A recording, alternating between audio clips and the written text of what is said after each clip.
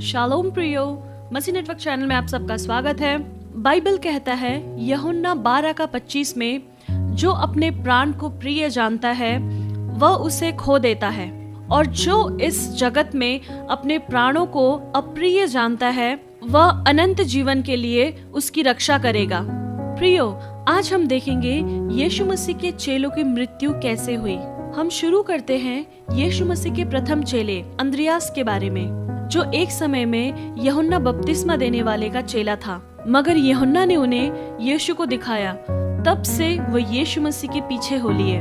यीशु मसीह के जी उठने के पश्चात अंद्रियास सुसमाचार प्रचार के लिए ग्रीस यानी यूनानी देश में गए थे, और AD 60 नवंबर 30 को रोमन गवर्नर एगिस के आदेश के द्वारा अंद्रियास को X आकार के क्रूज पर बांधा गया और उन्हें मार दिया गया। दूसरा चेला है पतरस। जब रोम में नीरो सम्राट का शासन चल रहा था, तब उन्होंने रोम के कई प्रांतों में आग लगाकर मसीहों पर उसका झूठा आरोप लगाया। इस दौरान उन्होंने पतरस को भी पकड़ाकर क्रूस पर चढ़ाने का आदेश दिया। AD 64 में पतरस को रोमी सेना के द्वारा क्रूस पर चढ़ाया गया, मगर पतरस ने वहां के अधिकारियों से ये निवेदन किया कि मैं अपने स्वामी के समान सीधा क्रूस पर चढ़ाने के योग्य नहीं हूँ। मुझे कृपया आप लोग उल्टा क्रूस पर चढ़ा दे, ताकि मैं अपने स्वामी के चरणों को चूमते हुए मर सकूं। पतरस की इस विनती के अनुसार इतिहासकार कहता है कि पतरस को उल्टा क्रूस पर लटकाकर मारा गया। तीसरा चेला है थोमा। यीशु मसीह के 12 चेलों में से थोमा ही ऐसा था जो बिना देखे विश्वास नहीं करता था। यीशु मसीह के जी उठने का संदेश जब मरियम मगदलनी और आदि लोगों ने चेलों को बताया था, मगर थोमा ने कहा था कि जब तक मैं अपनी आंखों से ना देख लूं, तब तक मैं विश्वास नहीं करूंगा। थोमा प्रभु का संदेश लेकर भारत देश में आए थे।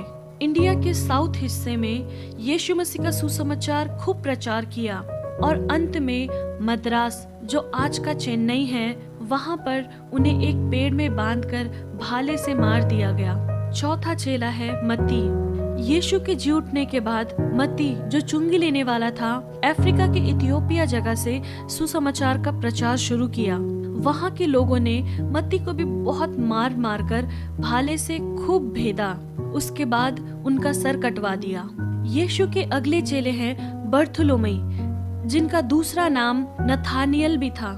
वो यीशु मसीह के बारे में प्रचार करते करते अर्मेनिया जैसे जगह में चले गए थे, और कहा जाता है कि वहां पर उनके शरीर के चमड़े को पूरी रीति से निकाला गया, कोड़े लगाए और कई प्रकार के सताव के द्वारा उनको मार दिया गया।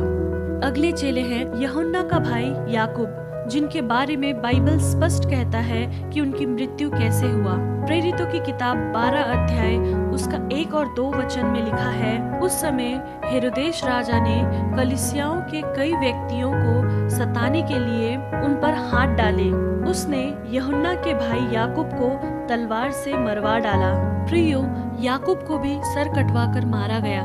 सातवां चेले हैं फिलिपुस आधुनिक तुर्की में प्रभु का वचन लेकर गए थे, और उन्हें वहां की जेल में बंदी बना लिया गया था। उसके बाद उन्हें भी यीशु के समान क्रूस पर चढ़ाया गया था। इतिहासकार कहते हैं कि फिलिपुस को छोड़ने के लिए वहां के कई लोग तैयार थे, मगर फिलिपुस भी उस मौत का सामना करने के लिए तैयार थे।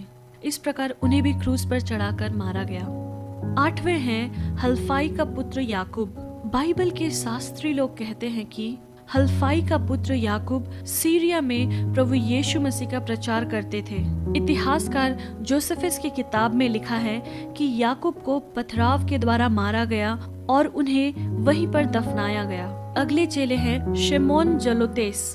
पारसी देश में यीशु का संदेश लेकर गए थे, और शिमोन को वहां के लोगों ने सूर्य देव की पूजा करने के लिए जबरदस्ती करने लगे, मगर उन्होंने वो नहीं माना। तब उनको खूब पीट पीट कर मार दिया गया। अगले हैं याकूब के बेटे यहूदा, जो तदियुस के नाम से भी जाने जाते थे। AD 65 में सीरिया के बेरूत में शिमोन जलोतेस के साथ पकड़वाया गया था, और उन्हें कुल्हाड़ी से वहां के लोगों के द्वारा मारा गया। अगले हैं मथिया वो चेले हैं जिनको यहूदा इस्करियोत का पद दिया गया। क्योंकि यहूदा तब तक एक पेड़ में फांसी लगाकर सर के बल गिरे और उनका पेट फट गया। इस प्रकार उनकी मृत्यु हो गई। तब चेलों ने मत्तिया को चुना और उन्हें 12 चेलों में जाना गया। मत्तिया भी सुसमाचार प्रचार के लिए सीरिया में गए थे और उन्हें वहां पर जला दिया गया। अगले चेले हैं प्रेरित यूहन्ना। यीशु मसीह के 12 चेलों में से सिर्फ यूहन्ना ही है जिनका स्वाभाविक मृत्यु हुआ। यूहन्ना को एक समय में पतमुस टापू में डोमिशन सम्राट के द्वारा भेजा गया था और उन्हें खौलते हुए तेल में भी डाला गया था, मगर ये दोनों से उनको कोई हानि नहीं हुआ। इसलिए कहा जाता है कि वे काफी बुजुर्ग होकर स्वाभाविक मृत्यु को अपनाया। अब तक मुझे सुनने के लिए धन्यवाद। आने वाले दिनों में हम ऐसे ही नए नए वीडियो के साथ हम आपसे मिलते रहेंगे। तब तक देखते रहिए मसीह नेटवर्क चैनल। और अगर कोई नए हमें पहली बार सुन रहे हैं तो कृपया हमारे चैनल को सब्सक्राइब करें और बेल आइकन भी जरूर दबाएं, ताकि आने वाले दिनों में हमारे नए नए वीडियो का नोटिफिकेशन आप लोगों को मिलता रहे। आप सबको जय मसीह। God bless you all.